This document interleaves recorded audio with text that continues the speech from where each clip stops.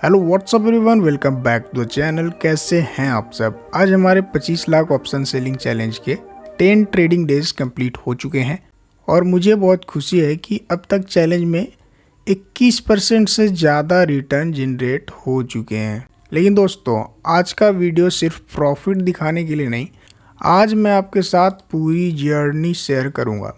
पिछले 10 trading days का experience कैसा रहा, क्या सही हुआ, क्या गलतियाँ हुई और सबसे इम्पॉर्टेंट बात, कौन से लेसन्स मिले जो हर ट्रेडर को पता होने चाहिए। अगर आप भी ट्रेडिंग में कंसिस्टेंसी लाना चाहते हैं और रियल ट्रेडिंग जर्नी देखना चाहते हैं तो वीडियो को एंड तक जरूर देखिए। और अगर आप चैलेंज को डे 1 से देख रहे हैं तो कमेंट में जरूर लिखिए टीम TTR। सबसे पहले चैलेंज का क्विक ओवरव्यू लेते हैं। मेरा गोल कोई ओवरनाइट करोड़पति बनने का नहीं था।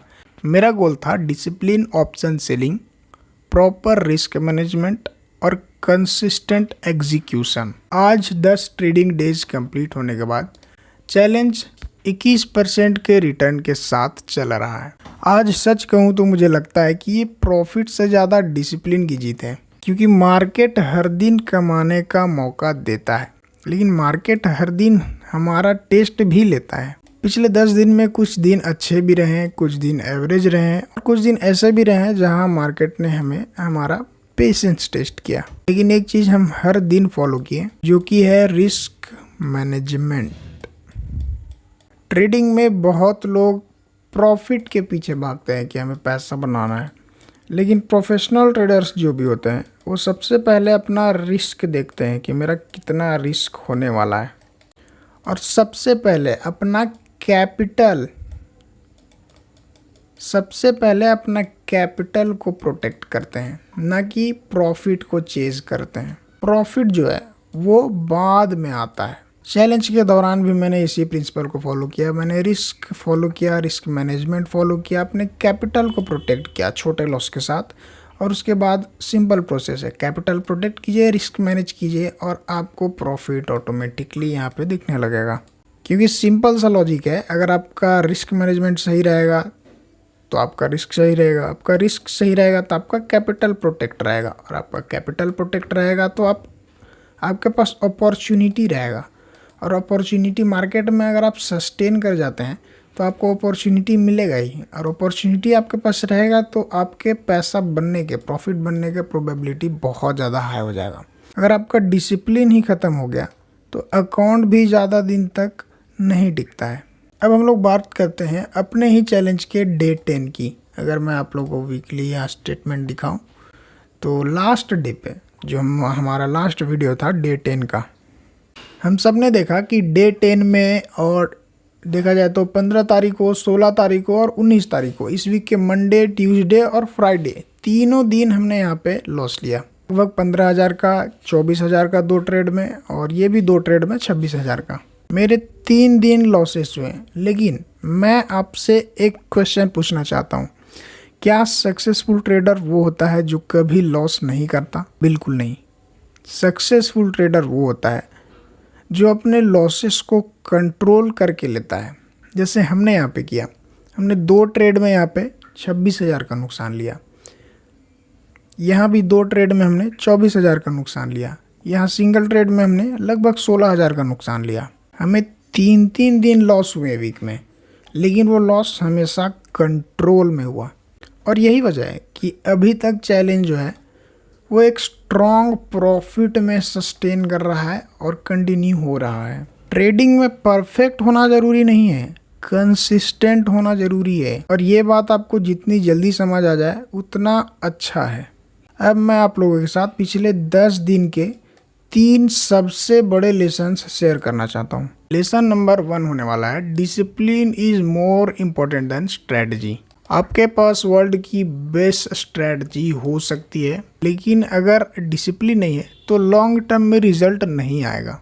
क्योंकि सिंपल सा लॉजिक है, अगर आपके पास 90% एक्यूरेसी वाला स्ट्रेटजी भी आ जाता है जिससे आप 10 ट्रेड लो और 9 ट्रेड आपका सही हो, तब भी अगर आप रिस्क मैनेजमेंट नहीं करते हो, डिसिप्लिन के साथ ट्रेड नहीं पंच करते हो, तो होगा क्या कि 10 में से 9 दिन तो आप प्रॉफिट करोगे, लेकिन जो एक दिन का लॉस होगा वो 9 दिन का सारा प्रॉफिट लेके चला जाएगा और आप जो है जीरो पे आके खड़ा हो जाओगे। इसलिए discipline is more important than strategy. Strategy is a very important part, लेकिन सब चीज़ स्ट्रेटजी नहीं हो सकता है। डिसिप्लिन के साथ स्ट्रेटजी रहेगा तभी आपका यहाँ पे काम करने वाला है और तभी आपका जो ग्राफ है स्लो एंड स्टडी ऊपर की तरफ जाता हुआ दिखेगा। इसलिए केवल स्ट्रेटजी को चेंज नहीं करना है, हमें डिसिप्लिन भी रखना है साथ में, तब जाके स्ट्रेटजी यहाँ पे काम करने वाला है guys. Lesson number 2, risk management is everything. आप लोगों ने देखा होगा कि मैं ट्रेड लेने के पहले प्रॉफिट नहीं सोचता हूँ। मैं सबसे पहले ये सोचता हूँ कि अगर ट्रेड मेरे अगेंस्ट जाता है, अगर मैं गलत होता हूँ तो मेरा कितना लॉस करूँगा और कितना लॉस मैं एक्सेप्ट करूँगा। और इसी अप्रोच ने अभी तक चैलेंज को बिल्कुल स्टेबल रखा हुआ है।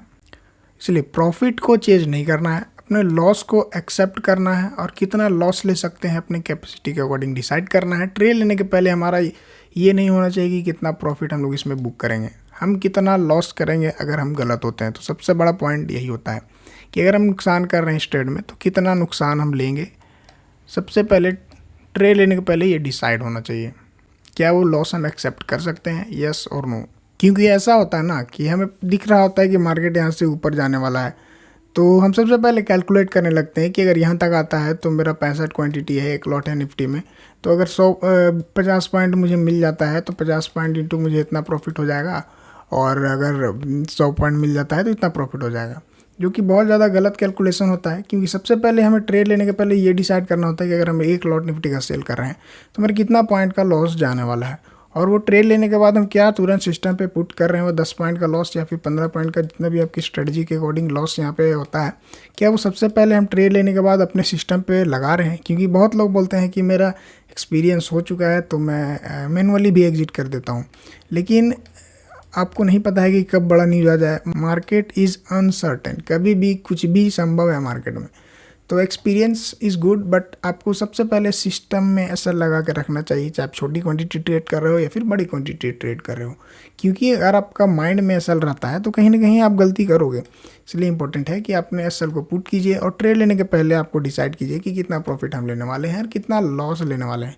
प्रॉफिट का तो छोड़ दीजिए, सबसे पहले लॉस कितना होने वाला मेरा इस ट्रेड में, ये हमें डिसाइड होना चाहिए। और तीसरा लेसन हमारा होने वाला है कंसिस्टेंसी बीट एक्साइटमेंट्स। मार्केट में एक्साइटमेंट से पैसा नहीं बनता है, कंसिस्टेंसी से बनता है। रोज बड़ा प्रॉफिट लेना जरूरी नहीं है, लेकिन रोज प्रोसेस फॉलो करना बहुत जरूरी है। प्रोसेस इन द सेंस अपनी स्ट्रेटजी को ट्रेड करना, अपना रिस्क को मैनेज करना, अपना कैपिटल प्रोटेक्ट करना, एक बढ़िया माइंडसेट से ट्रेड करना, ये सारे प्रोसेस हैं। और लॉन्ग टर्म में वही ट्रेडर सक्सेसफुल होता है, प्रॉफिटेबल होता है, कंसिस्टेंट प्रॉफिट बनाता है, जो प्रोसेस को फॉलो करता है, न कि प्रॉफिट को चेस करता है। और अभी चैलेंज का सिर्फ पहला फेज कंप्लीट हुआ है। 10 ट्रेडिंग डेज यहाँ पे कंप्लीट हुए हैं, अभी 20 ट्रेडिंग डेज और बाकी हैं। और अगले फेज में भी फोकस वही रहेगा, no revenge trading, no unnecessary risk, बस डिसिप्लिन, रिस्क मैनेजमेंट और प्रोसेस। देखते हैं डे 30 तक ये चैलेंज हमें कहाँ तक लेके जाता है। और एक सबसे इम्पॉर्टेंट बात, आप सबका सपोर्ट और ट्रस्ट मेरे लिए बहुत इम्पॉर्टेंट है। अगर आपको ये जर्नी पसंद आ रही है और आप रियल ट्रेडिंग देखना चाहते हैं तो चैनल को सब्सक्राइब ज़रूर करिए। अगर आपको कंटेंट, ये जर्नी, ये चैलेंज पसंद आ रहा है तो वीडियो को लाइक ज़रूर कीजिए और कमेंट में ज़रूर बताइए कि आपके हिसाब से ट्रेडिंग में सबसे इम्पॉर्टेंट चीज़ क्या है। इसका कमेंट मैं पढ़ूंगा, सबका कमेंट मैं पढ़ता हूँ। आप ये बस कमेंट कीजिए तो ट्रेडिंग में सबसे इम्पॉर्टेंट चीज़ क्या होता है। तो बस मिलते हैं डे 11 के अपडेट के साथ। Thank you very for watching this video. अगर आपको इसी तरह से और कंटेंट देखना पसंद आता है तो वीडियो को लाइक ज़रूर कीजिए, कमेंट कीजिए वीडियो में। Thank you everyone.